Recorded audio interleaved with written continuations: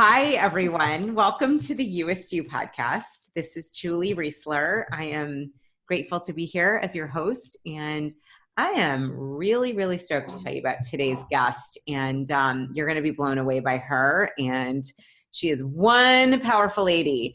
You have the honor and privilege today of getting to meet Barb Allen. Let me tell you a little bit about Barb. She became widowed at 32 years old. She learned her husband was murdered by another soldier while in Iraq and was left to raise four, yes, you heard me right, four small boys, ages 6, 5, 3, and 1, while navigating her own grief and the extensive repeated trauma attached to a 3.5-year court-martial process.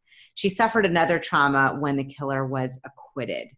Barb was not even remotely prepared to face this loss or the prolonged trauma of the court-martial. She became suicidal and fought her way back from that. However, today, Barb is in a whole new space. She is stronger, happier, and more grateful than ever to live this beautiful life, which she'll talk about. Barb is a speaker, an author, and podcast host of American Snippets. I met Barb. We both spoke at the same TEDx talk in Lady Bird Lake in Austin last year and was blown away by her and her story. And then we spoke again at another conference in Austin later in the year. And she is just a woman of valor and incredibly powerful. So Barb, I am so honored to have you today. Welcome. Hey, thank you. Thank you for having me. It's fun. This is fun. I know we've turned the tables. I know I know I got to have you on our podcast last year, man. Yeah, it was so much fun. And now it's just really I want for the listeners community to get to know you, to get to understand, you have made such transitions and transformation. I can't even get my head around what you've experienced. I know you had 4 kids, you were happily married, right? Your husband was in the military. Maybe take us through a little bit of what life was like before, and then obviously, some of the steps that have really led you to your You-est You now. Yeah, well, so, way back in 2005, I was just a, normal person going about my life. I had 4 little boys, and my husband, I was working real estate, so I could work around their schedule. When you have kids, your main career goes one way and you find the work you can get. So I was doing real estate, taking my kids on showings. It was mayhem, right? But we were making it work because my husband was a high school teacher and also in the National Guard. So he was deployed to Iraq. I actually went up to Fort Drum to say goodbye to him on Memorial Day 2005. It was 10 days later, he was killed. So, massive upheaval and huge trauma, which I was not ready or equipped to do. And that's one thing we talk about. I had realized in hindsight that I had set myself up to lose everything, if something terrible went wrong. But, then 3.5 years of court-martial after we found out that he was killed by another soldier. My husband and the commanding officer were killed by a fellow soldier. And it just sounds crazy when I say it. Every time I say it, it sounds just crazier. But that soldier submitted a guilty plea and said he'd accept life in prison because I killed these men if you take the death penalty off the table. And the military, for reasons they still have not fully disclosed, said no. We're not accepting that plea. And as a matter of fact, they buried it and didn't tell the families about it. And then he was acquitted. So I found out about the plea after the acquittal. I had to do my own investigating and interview my own people and get my hands on documents. It was just crazy. So I found out the truth about what happened, and I wrote the book to tell the truth. Wow. Yeah. It's hard to even get, to get an understanding of what you were like, what that was like emotionally, mentally, 4 small boys, that alone. And then the fact that it was a 3-year process and that there was all this evidence and he still was acquitted. Is it something you're still pursuing anymore, or is it a closed case? I'm curious about where you are with that. To the extent that I can, there's nothing more that can be done, which is a hard truth to realize. For a while, that set me down, and I just crashed again when that happened. I just crashed and went through another cycle of what I'd gone through after my doorbell rang and I was told my husband was killed. It was another death for me, and another trauma, and I grieved and came undone all over again. And then I just filled myself with hate and anger, and on the outside I'm smiling and trying to be a good example and still like trying my best to enjoy life and be happy, but it was just hatred and revenge that kind of consumed me, and that took me to a bad place. So I had to let all these bad things into my life. It was like negative energy I was putting out and not caring about myself for real, beyond the surface, and just looking to anything to kind of make the pain stop for 5 minutes or 3 days or whatever. It's just like brief breaks from the pain, whatever that was, in whatever form that came in, and until it just hit low, and it was either I get up or I just never get up again. So wow, that was it. What helped you to start breaking free from some of that pain and sort of reclaim your life? Because if someone met you today, I mean, when I met you at the TEDx talk or just, and the last thing I would have ever thought of is this, that you went through this kind of horrific experience. What started to take you out of this darkness? Well, I am lucky that I have a core group of friends, family who were there for me, to the extent that they could be, and let me know. I knew when I broke through that no matter what had happened over the past few years, those core people were waiting for me, would be there. So I had someone to leap to when I bust out of that. But, unfortunately, I was a slow learner, and I had to just let things get worse and worse and worse and worse and worse. And finally, I was like at the end of a breaking point. I had let somebody into my life who had turned our lives inside out and destroyed that life and literally taken financially everything that I had left from me, destroyed my boys. I was in a relationship with him, and didn't know he was an addict when we got together. And so, and he very emotionally abusive. I mean, just terrible, terrible things, and just tore me down because I was vulnerable and I let myself be torn down, Yeah. And for a while I tried to save him, focus on saving him. And, I was in the emergency room, could get like passing out and all these health issues and just terrible, terrible. And so finally I just hit a point where he was out of the house for a couple of days, and I realized like I was breathing, for the first time. And so that's when I realized, I'm like, what? I want my life back. Like, finally, all these years, it was 7-8 years after I'd lost my husband. And I was like, I want my life back now, maybe 10 years, and I'm like, that's no more. I'm done. I'm out. You're not coming back.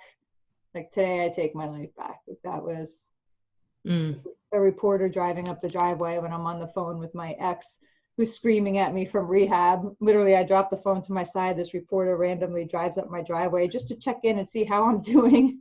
Wow. And I'm like, you could hear my ex screaming on the phone. I'm like, this is just, yeah, I'm done with this life. Like, I'm done. Yeah. So it was a rebuild after that. Yeah. It sounds like you got that. It was, it was time to just really look at kind of shifting gears completely in all areas of your life. And probably, I would imagine that experience with that partner just gave you clarity. Like, you did not want that anymore. It was time to rebuild, as you said. Yeah, no, after I lost my husband, I was like, well, that's it. I had my dance in the sun, and I'll just kind of live in the shadows from now on, but I'll take whatever pain relief I can get. And so on the surface, it probably looked to a lot of people like I was living the merry life, but as is so often the case, yes, that was not true at all. Sure. So talk a little bit, or tell us a little bit about the rebuilding, and how, I'm also curious how you've managed to kind of keep his legacy or memory alive with your 4 boys, to whatever extent you feel comfortable sharing. Yeah. I don't know what you mean, like how we talk about him, my husband with the boys, or Yeah, I guess two questions would be one, let's start with first, like, how did you rebuild from that point on? Like because today, you're speaker, author, you have so much going on, you're adding so much to the world, you're clearly living an enlivened life. And so I always think when people are listening, most don't go through this kind of trauma, but could learn from what are some of the things that you did to rebuild. Yeah. So first, I realized that there's a lot of organizations out there and people out there who are really awesome, right? And come forward to be there for our families. So when you're the surviving spouse of a service member who died on active duty, there's so many people out there willing to support you and your children, and that help and support was monumental to me, and it gave me a network of close other widow friends who are going through this journey with me. So finding that core group of women who were also experiencing similar things and raising their husbands after they've been lost was a help. So there's a support community there. Although very few, I did find some women who had a husband murdered by a fellow soldier. So one of the first things I did was reach out to the widow of Chris Seifert, who was murdered in Kuwait in 2003 by Hassan Akbar. And my husband and I had followed the case. So Terry Seifert sort of mentored me through the process. So I think it's really important to find a mentor or somebody who has reached the stage where you need to be. I didn't just want to be there. I needed to be through the court-martial process.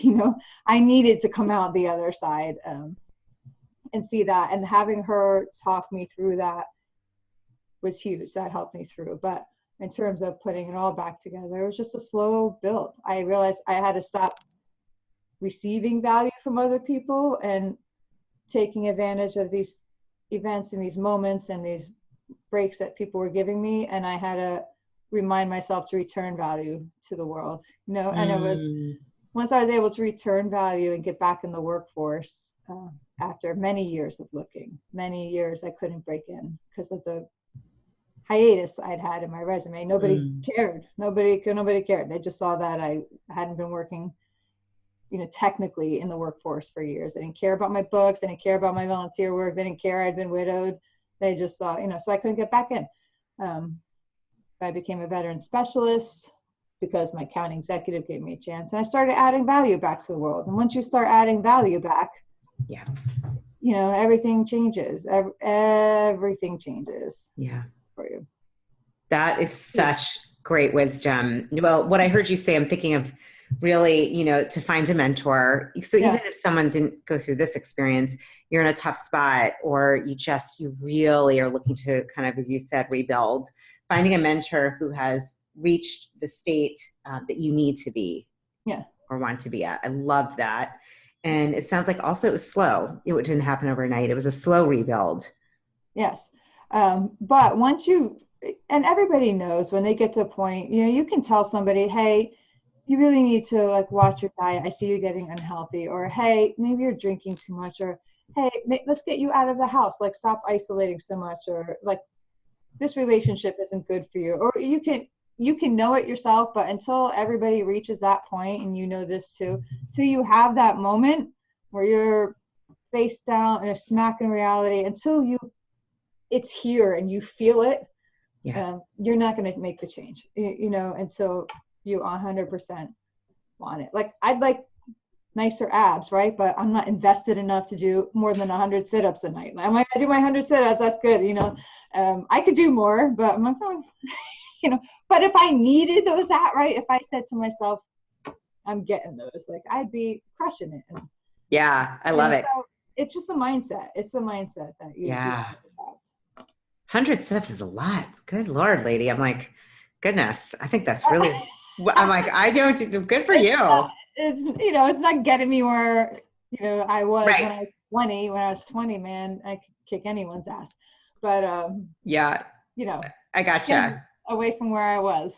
Yes. It's the mindset piece. So I think that's really powerful. Talk a little bit, just in terms of, returning value to the world. You also mentioned that. And I think so much of what you are doing now is returning value to the world. What are ways that you are doing that and want to continue to do that?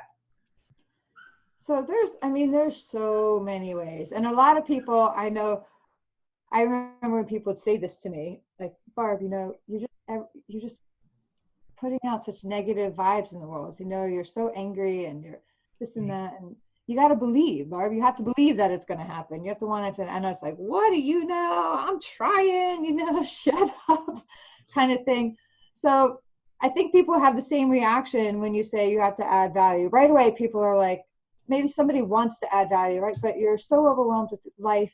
Maybe you have kids, maybe you don't have kids. Maybe you're working 1 job, 2 jobs, 3 jobs. Maybe you're sick, you're taking care of, whatever it is. People have 5,000 things they're taking care of during the day. Maybe they're not giving back to their community or to their neighbors or whatever. And when they hear this, they're like defensive right away, right? So I would say, take a deep breath, because there's so many ways you can give back, literally right from your home if you want to, right? Like you can, something as little as if you have a friend who's starting a business and you want to support their page and share their information and maybe buy something that you would normally buy from your friend. Like that's a little way you can do right from your home. You can send out care packages to soldiers. Or if you want to leave the home, you can volunteer, like anywhere you go. But little tiny acts, if you see someone like, holding a door for, just give back to the universe, like put good energy back out to the universe. Yeah. Is something every single person can do, no matter how busy we are. Right? So, but if you want to give back in a bigger way and you want to invest in it, then you find some kind of service to be, find something that aligns with your mission or your purpose, and something that makes your heartbeat a little faster, you get excited about, and you go do it. Maybe you want to help set up a 5K run because you believe in fitness. Maybe it's children that you want to help. There's so many things. So many ways. And that's something people ask me a lot, and I will talk to them about their individual lives. Right. If you want to get down and personal, you have to sit down and speak with somebody and find out, okay, well, what is your life? What is your situation? If people don't know the questions to ask themselves. Yeah. So you give them the questions to ask themselves, and they have the answer the whole time. They just didn't know. Yeah. Yeah, that's great. I so am in alignment with that. In alignment with that aspect about I'm only gagging a little. Sorry. Take your time. No. It's all good. This is very real. We keep it real here. Coughing is allowed. Coughing is loud. I love that idea of putting energy back into the world. You can do that in infinite ways. Talk a little bit about, for you, American Snippets, you've written books. Like what are ways that you see giving back to the world with your own brand and what you're creating? Like what would you like to see in the next year or 5 years or beyond with what you're doing? Because I know you have a huge heart, and the one thing, everyone, when I've been around Barb, it's like you're focused. You're so like, this woman is like, I'm going to do it, and you do it, and you create things, and you still have this like wonderful way of connecting one-on-one and keeping your heart in it, which is such a great balance. So what does that look like in the future for you? Well, I am really, really lucky to, I'm sorry.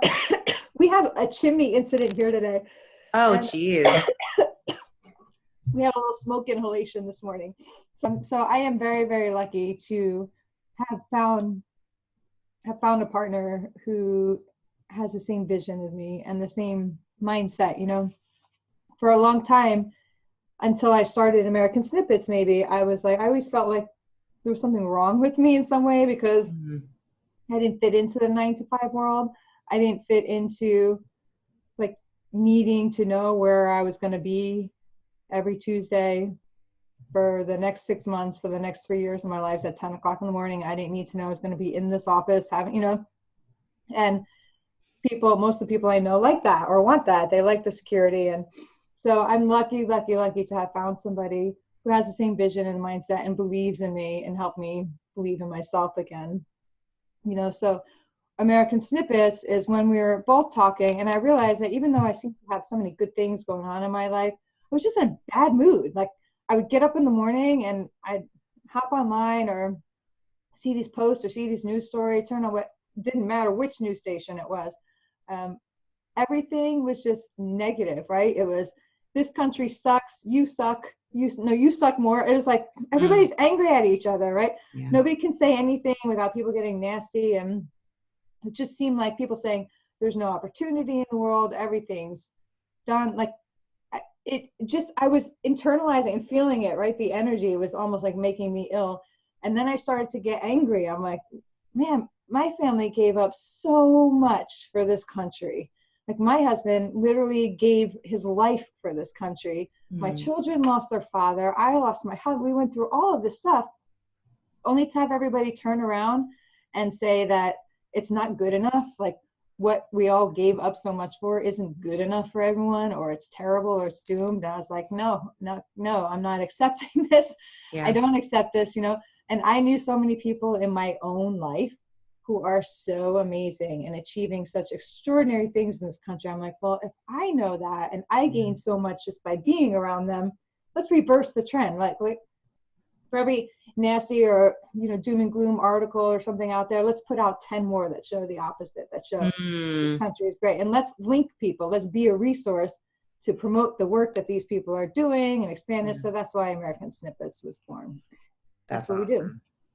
That is so awesome. It's part of why I love you. I love that well, I believe in the same thing. And I think part of why I do this and part, what we're here for, right, is adding this positivity, like you said, adding to the world. And good for you for highlighting all the good. And I know, for those listening, check out American Snippets also, because you've got incredible, really well-known thought leaders also, and people that are just killing it and doing amazing things and big-hearted, like the good news is really what you're sharing. And a lot of these people, almost all of them, have been through horrific situations. Yeah. Many of them have been in combat, but many others have lived childhoods that I don't know how when I say I don't know how they survived, I mean it literally. I don't know how they survived their childhood and come out to be the top of their industry and give back to others. And so I think there's just a message there, right? That no matter what you've been through, there's still so much available to you. Dr. Sean Stevenson, I got to interview him. You know him. Yes. Oh my gosh. We love him. He's amazing. Amazing. I know. When they said yes, I was like, wait a minute, you said yes? Okay. I know. That's so great. It's a good feeling. Yeah, he's incredible. I love how you've reframed and redone and rebuilt your entire life. I mean, Barb, I can't even, I hope I never have to deal with that, and what you've done with this is really, really is so tough. It's so traumatic. But you have really risen from the ashes. I mean, really, I think of that whole concept of just transforming. And for those of you, check out Barb. We'll have your website. We'll have all your information, the podcast. But, I love that you've taken what was such a negative, dark time and used it as fuel to create something much better. And that's really, I think, the point in the end is if we can do that, that's really the healthy way to repurpose deep anger and grief. And I sort of alluded to it before, but I'm curious because I know you're happily remarried. You have wonderful boys that are doing well. How is it today? I know that it's, how many years now? About 15 years later? 13, going on 14 years now. 14 years later. How do you kind of keep that memory alive of your husband, of your person? So I am engaged. We're not married yet, but we are engaged. Okay. I saw a ring. I bet. Okay. Yeah, that's okay. That's okay. Soon to be married, engaged. Got it. Yeah. So what is hard, and this was one of the hardest things, and I think it will always be among the hardest things. And I'll flash back to conversation I had with my husband before he left. We were on our back. Like, I remember the moment so vividly. I remember what he was wearing. I remember how he was standing, how the sun hit his face. I just remember it all because it just struck me, right? And we were talking, and he had said, one of the worst things would be if something happened to him and the kids grew up never knowing how much he loved them or how hard he worked. for them because he worked really hard, to support. We have 4 small children. It was not easy. And so, he worked his teacher job and National Guard job and coach, and he was just busy all the time. And so that just, destroyed me. It was one of those things that I just could never get out of my head. And when he died and I looked at my kids, I'm like, oh my God, the worst. And so the harsh reality is what all that leads up to. Yeah. The harsh reality is they don't remember, right? You're just not gonna, they were tiny children. 2 of my oldest sons have some faint memories of him. The other 2 don't. And that, I think that's what I raged against for so many years, right? So the best I could do for them, and the very best I could do, was just have them associate the word dad with love, dad and happy, and dad, I, for better or worse, I didn't take them to the cemetery. My husband had literally told me, I never want the kids at this, I never want anybody at my grave. I don't want to be buried, just cremate me, Scott. I never want anybody there. And I never took the kids. I didn't want them to associate their dad with a headstone, Yeah. I wanted them to associate their dad with like practical jokes, or, their dad with the food that he loved, or something tangible. So that's all they can do now. I'll tell a story, something will come up, I'll be like, oh my God, your dad used to have this joke, and talk about that. And I feel like I try to get them to know him through those moments. They look at me a certain way as they're getting older. I'm like, Joe, man, you look just like your dad, one of them walks like that. So I just constantly, do that. And that's it's so little, it's not enough, but there's no other way, because the reality is he's not here. There's pictures, but we didn't have cell phones really back then. There was no video phone in 2005. There was no like Facebook or anything wasn't there. So he doesn't have all this stuff. There weren't all that library of videos and pictures that people will have now don't exist for us. Yeah. I love what you said though, Barb, about honoring him from a space of love and presence and being when he was alive, and really focusing on that. And I think that's such a gift in itself to focus that. So that's what they associate dad with. And knowing you, I'm sure you've done just an incredible job doing that. I mean, anything you touch is like handled with care and love. I mean, that's clear about you. And mistakes, a lot of mistakes for which we're, still paying. So yeah, there's an ugly side to it. And sure, you have to know that you've done your best. And right. What was your husband's name again, Barb? Lou. It was Lou. Okay. So we'll just take a moment to honor him. Yeah. Really, really powerful. I am so grateful for you and your message and what you're doing in the world. And any last thoughts of wisdom, or I know you're up to a lot of different things, just anything you want to share with people about resiliency, or kind of, you've already said a lot, but if there's something still there that you feel like would be helpful, and making an impact, you've definitely nailed that. Yeah.